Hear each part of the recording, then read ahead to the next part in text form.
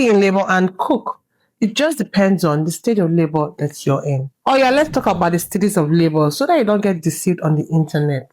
First stage, that is the early labor stage. This stage could last for hours. This stage is the that started though, but it's still okay. This stage, your contractions are mild and not frequent. So they don't come every 5 minutes. They're not coming often. Probably would have passed show, and your cervix is not up to 4 cm dilated, so you're less than 4 centimeters dilated. At this stage, your doctor and your midwife will probably tell you, oh, labor has started though, but hasn't yet progressed. You can go home and rest and come back when your contractions are more frequent and stronger. At this stage, you can walk. Actually, they encourage you to walk and do slight exercises to help facilitate the labor. You can even cook if you want to, but don't go and overdo yourself. For my sister, you're in labor, or it hasn't just progressed yet. Now, the next stage is the active stage. This is when things get real.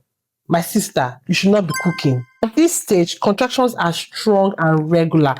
It's coming every 3 to 5 minutes. You're feeling the contractions, they last long. My sister, this is the time to go to the hospital, not to cook. I noticed that a lot of Nigerian women are fond of the dangerous act of staying at home when they have regular contractions and now going to the hospital much later so that they can just give birth once they get to the hospital. It's wrong. Please stop it. Once you start having serious contractions, please go to the hospital because you need to be monitored.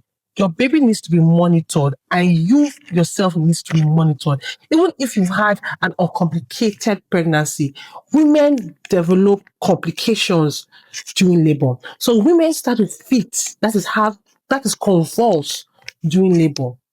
So you need to be monitored once you start having regular contractions. At this stage, your heartbeat is checked regularly, your BP is checked regularly, your temperature is checked regularly, the way you're breathing is checked regularly, and your baby's heartbeat is checked regularly. Sometimes your baby's heartbeat may be checked continuously with a machine called CTG. This machine monitors how your baby's heart responds when you have contractions. Next stage is the second stage of labor. This is the pushing stage. At this stage, the baby is coming out. You feel the urge to push with each contractions. At this stage, you're fully dilated up to 10 centimeters. Your membrane has probably been ruptured or ruptured by itself. You will feel the urge to push with each contraction. Or someone will tell me, doctor, I want to poo-poo. The third stage, the baby is out. Congratulations. But labor is not over. Oh. You have to deliver your placenta. Yes. You should deliver your placenta within 30 minutes. If it's taking longer, your doctor will help you.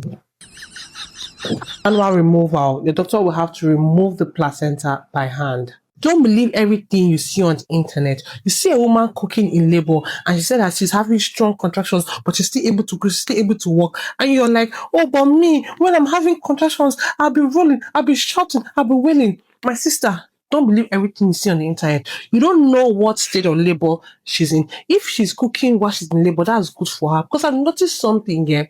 This pregnancy and labor thing is what some Nigerian women like to use to kind of like outshine other women. I'm not saying that is what she did. I'm just saying in general. Try to say, oh, they are stronger, they are this, that. No, my dear, don't listen to that. The most important thing is that you and your baby are fine. Hebrew woman, everybody they be Hebrew woman. Once you have a safe delivery, once you and your baby are fine, your delivery, no complications, whether CS or vagina, you are a Hebrew woman.